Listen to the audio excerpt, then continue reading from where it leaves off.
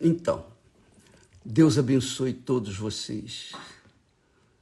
Que Deus, que o Espírito Santo, o Espírito de Deus, venha abrir os ouvidos que têm estado fechados. Venha abrir os olhos que têm estado fechados. Que venha abrir o entendimento para que todos possam entender a sua palavra e, uma vez obedecendo essa palavra, seguindo essa palavra, então venha alcançar, venha conquistar o reino dos céus. O reino de Deus é conquistado. Você tem que tomar posse do reino dos céus, o reino de Deus. É o que Jesus propõe. Ele disse, desde os dias de João Batista, o reino dos céus é tomado por violência. O reino dos céus é tomado por violência. E essa violência, a gente não é com os outros. Essa violência é consigo mesmo, consigo mesmo. Você tem que violentar a si mesmo, a si mesmo. Você tem que violentar o seu coração. Você, eu, todos nós, eu também. Eu estou falando com vocês, isso é para mim também. Ninguém está imune, ninguém é uma exceção, não, não. O reino dos céus não cai dos céus assim, não. Você tem que tomar posse dele. Agora, o que é bacana, é bom falar sobre isso, porque nós começamos o jejum hoje, né? Começamos à meia-noite, esse jejum de Daniel. O que é bacana quando Jesus fala de que o reino de Deus é tomado por violência. Não é violência contra o diabo, não é violência contra o mundo, não é violência contra as pessoas, não. É violência contra o próprio coração. Por quê, bispo? Porque o coração humano, ele já nasceu, ele nasce no pecado. Ele já nasce corrupto. Ele já nasce mal. E eu digo isto porque a gente tem visto, inclusive, uma pessoa muito amiga, um profissional que tem nos ajudado. Ele falou para mim, o bispo, é interessante, porque a minha sobrinha tem 2 aninhos. E quando ela vê a mãe dando de mamar para a irmãzinha dela, recém-nascida, ela fica com ciúmes. Ela fica com ciúme doentio e agride a mãe por causa daquilo. Ela não quer dividir a sua mãe com ninguém. Então, você vê que uma criança de 2 aninhos, quem ensinou essa criança a ter ciúmes da sua irmã? Quem? É a natureza humana. A natureza é assim. O coração já vem com aquele DNA do pecado que Adão e Eva cometeu lá no início da humanidade. Todo mundo nasce assim. Todo mundo. Não há exceção. Já nasce com aquela semente de rebeldia. E essa rebeldia não é feita na consciência, mas no coração. é o sentimento ruim que nós herdamos dos nossos pais. Então, quando Jesus fala que o reino de Deus é tomado por violência, é por causa disso. O coração não quer se submeter a Deus, o reino de Deus. O coração não quer se submeter ao reino dos céus. Por quê? Porque o coração pensa, eu sei o que eu gosto, o que eu quero. Eu quero fazer a minha vontade. Eu quero satisfazer os meus desejos. Eu quero isso, eu quero aquilo. Eu não quero que Deus escolha para mim o marido, a esposa. Eu não quero que Deus escolha para mim o que eu venha impor a vontade dele para os meus gostos. Essa é a realidade. Então, para você poder conquistar o reino dos céus, você tem que submeter as suas vontades, que são geradas dentro do seu coração. O coração é a fábrica de vontades, de desejos, de cobiças. Então, quando você sujeita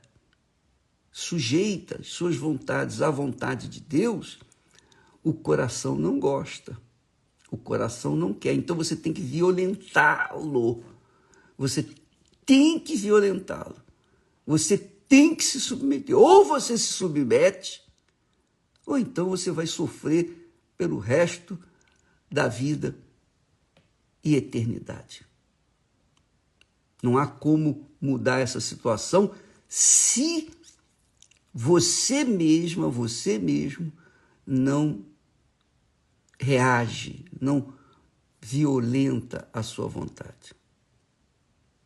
É fácil, é simples, que a gente fala esses exemplos, mas são coisas simples, mas são muito interessantes, porque você sabe, eu sei, todos nós somos humanos, não é? Todos nós temos nossas vontades, não é?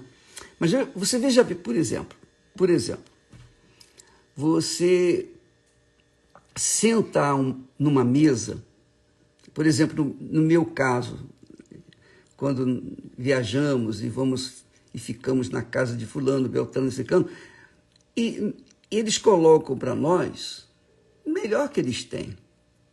Então, há vezes que tem tanta coisa gostosa, saborosa, maravilhosa. Vem uma e diz assim, uma esposa diz, bispo, eu fiz esse bolo para o senhor. A outra, bispo, fulano mandou isso aqui para o senhor e tal. Então, a mesa fica farta, bonita, atraente e faz imediatamente encher a nossa boca de água. É ou não é? Porém, eu tenho as minhas limitações, eu pessoalmente, eu tenho minhas limitações com respeito à comida. Eu tenho as minhas limitações. Então, há certas comidas que eu não posso comer, porque se eu comer, eu vou passar mal. Se eu comer, vai me dar problema. E mesmo que eu possa comer aquelas que eu gosto e possa comê-las, eu tenho que comê-las numa medida em que não venha comer além do que eu posso. Mas o coração da gente fica ali. E quem fala com o coração nosso? Os nossos olhos. Nossos olhos dão informações para o coração. Olha que delícia, aquilo ali.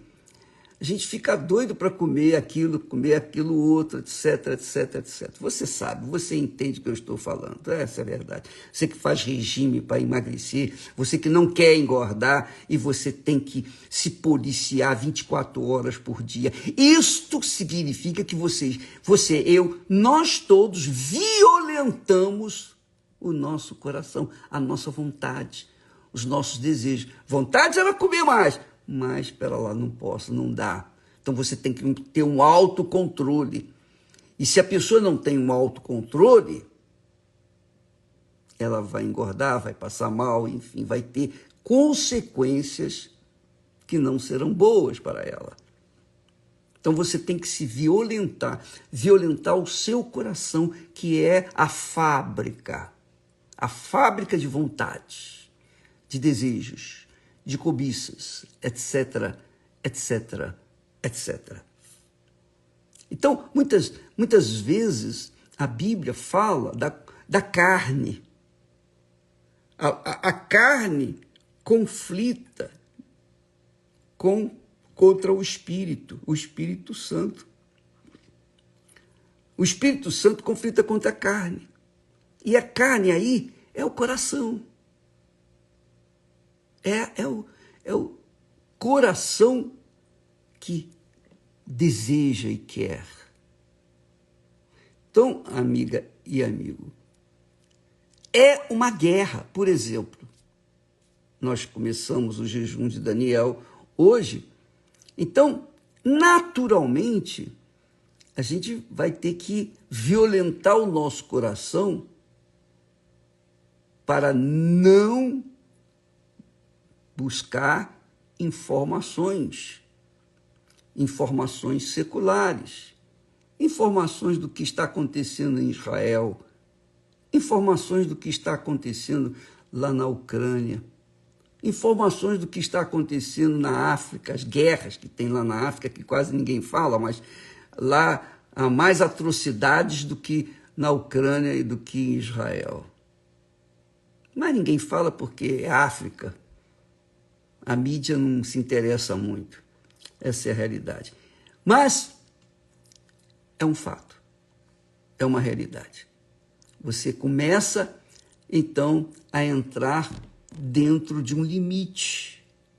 Você quer saber das coisas, do que está acontecendo, mas você, para negar a sua vontade, negar o seu coração, você tem que estar limitado à meditação na palavra de Deus, à oração, a pensar nas coisas de Deus. Então, isso tudo faz com que você venha violentar o seu coração, violentar a sua vontade, violentar a si mesma, para conquistar o reino dos céus.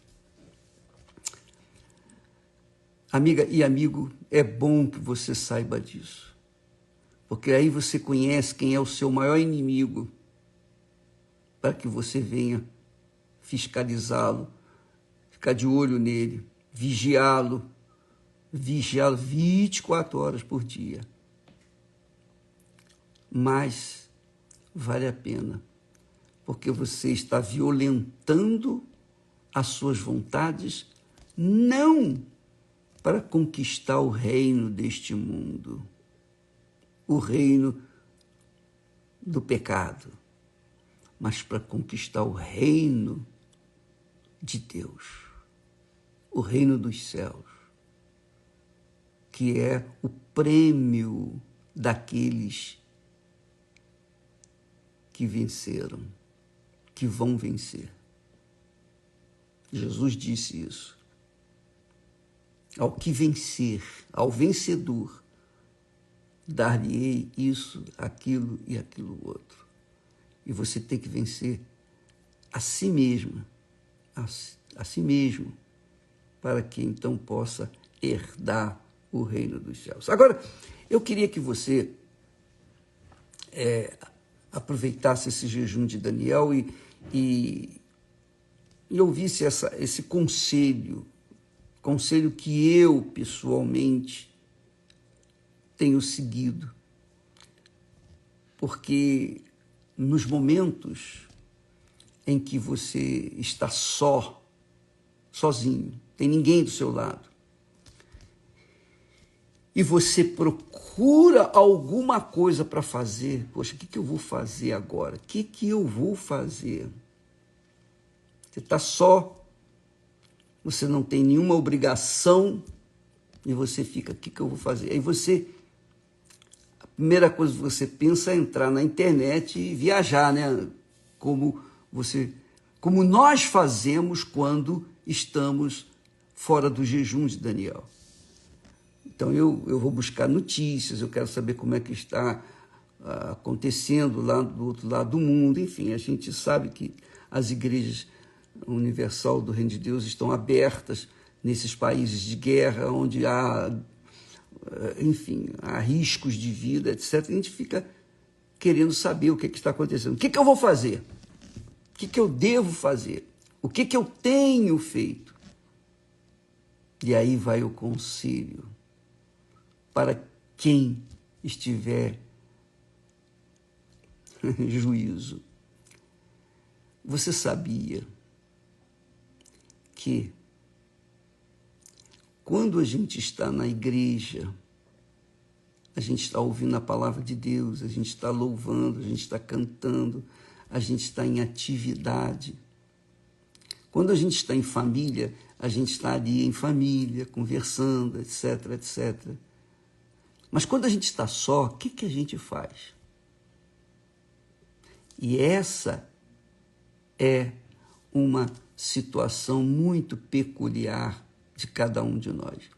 Eu costumo fechar os olhos e falar com Deus, no meu coração, no meu pensamento. Eu fico, enfim, agradecendo a Deus pelo que Ele tem feito na minha vida e através dela. Eu peço a Deus muita direção. Meu Pai, me ajuda, me ensina a dar para o teu povo o que ele precisa, não o que ele quer, mas o que ele precisa. Me ensina a dar para o teu povo, não só a mim, mas a todos os teus servos, por todo o mundo, de todas as igrejas. Ensina-nos a te servir, dá-nos a orientação que nós devemos passar para o teu povo, porque nós somos teus servos, nós somos teus sacerdotes e temos que cumprir uma obrigação para com aqueles que têm chegado até nós. Então, nestes momentos de solidão, é bom, é muito bom você falar com Deus, pensar em Deus. Talvez você não queira nem balbuciar palavras, mas no seu pensamento você está em espírito de oração. Quer dizer, enquanto você estiver nessa atividade espiritual, enquanto você estiver agindo a sua fé, você está vivendo na presença de Deus. Você está, pode ter certeza, na presença de Deus. Porque todas as vezes que nós pensamos em Deus, oramos, nós o atraímos para nós. Embora que quando a pessoa tem o Espírito Santo está dentro dela. Mas, tendo-o dentro ou não, mas quando a gente fala com Deus, a gente atrai a sua atenção, porque Ele quer ouvir a gratidão, o louvor do nosso coração. Ele nos salvou para que nós pudéssemos engrandecer, santificar o seu nome aqui na terra e outras tantas pessoas possam ser salvas e outras tantas pessoas possam ser ou fazer a vontade dele. Então, nesses momentos em que você estiver só, aproveite para se comunicar com ele, falar com ele, onde quer que você estiver.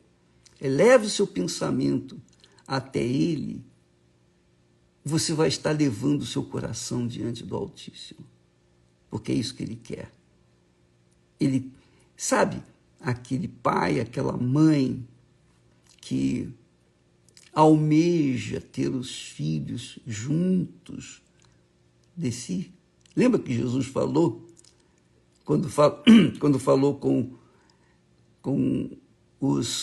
o povo de Israel, com os sacerdotes, enfim, com o povo em geral de Jerusalém, ele falou: ah, Jerusalém, Jerusalém, quantas vezes eu quis reunir vocês, como a galinha ajunta os pintinhos debaixo das suas asas. Você já leu isso? Pois é. Assim eu queria tê-los juntos comigo, debaixo das asas. Você já viu essa cena? Eu já vi. Quem veio da roça, claro, vê essas coisas simples, pequeninas, mas poderosas.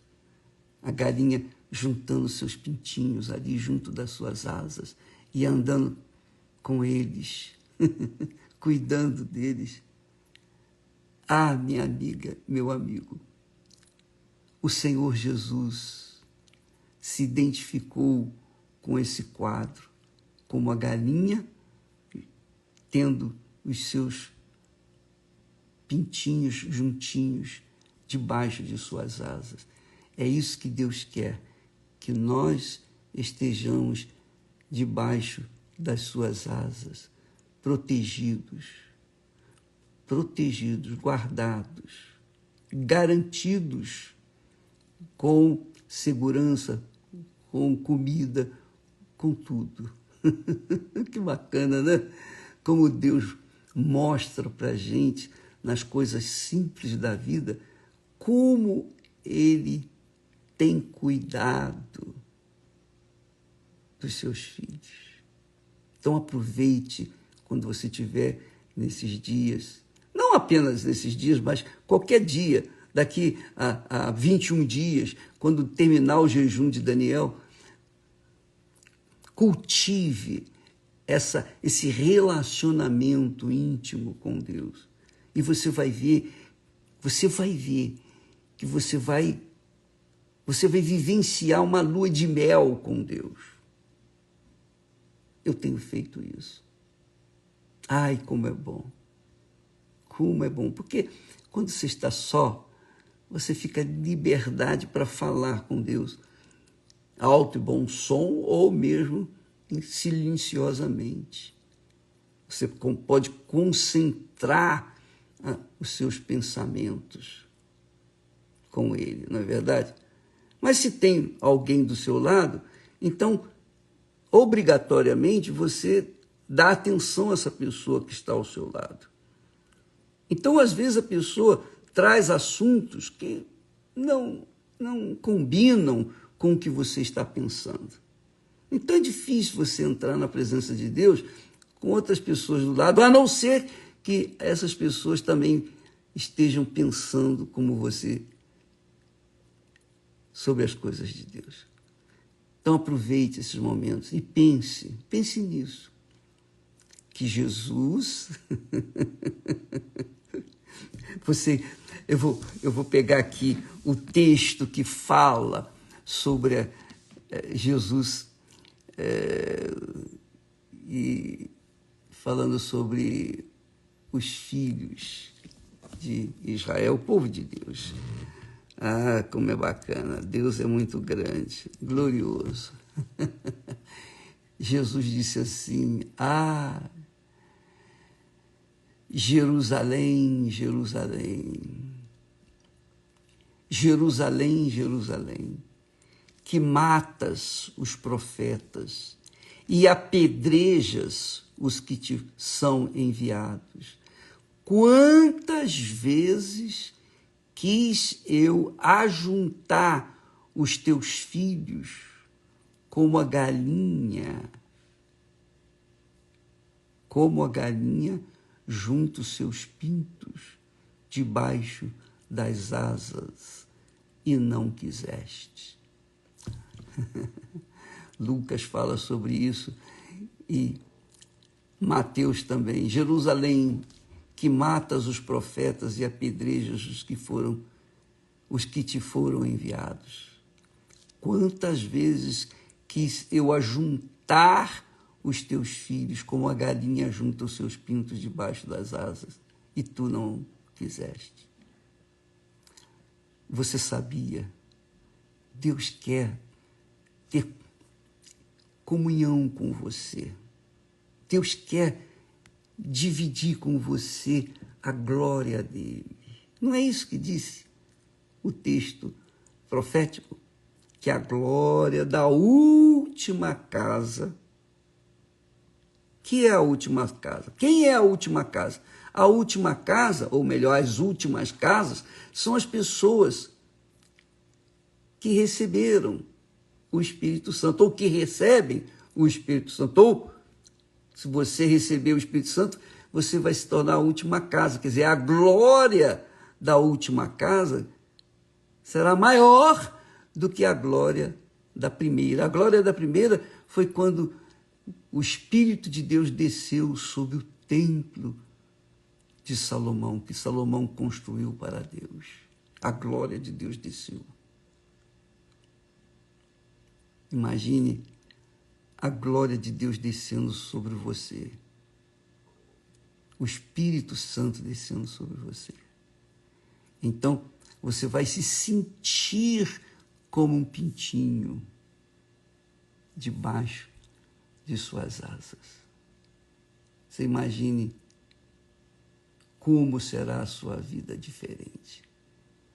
Aí sim, você estará em espírito e em verdade, em condições de glorificar,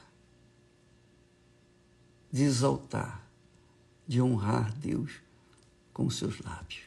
Tá bom? Então, graças a Deus, vamos nessa fé desse jejum de Daniel, a partir de hoje. Deus abençoe a todos e até amanhã, em nome do Senhor Jesus Cristo. Amém. Graças a Deus.